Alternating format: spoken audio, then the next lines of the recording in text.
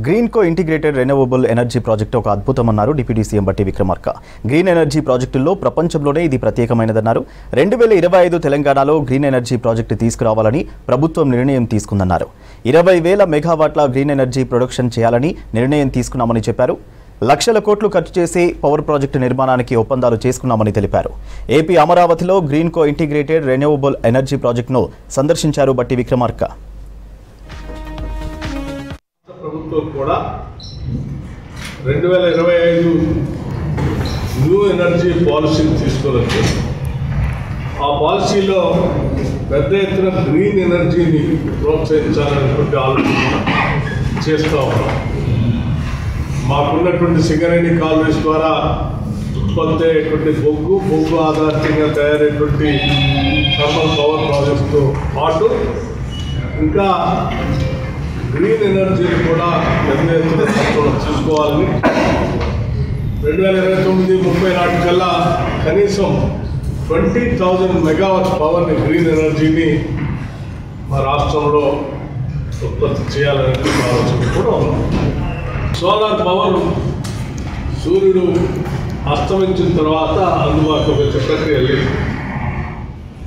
సరే, పగలు అందుబాటులో ఉన్నటువంటి పవర్ని రాత్రి వాడుకోవడానికి అవకాశం లేకపోవటం, ఆ పగలు అందుబాటులో వచ్చినటువంటి పవర్ని స్టోరేజ్ చేసుకోవటం కోసం కొన్ని ప్రక్రియలు ప్రపంచవ్యాప్తంగా జరుగుతాం.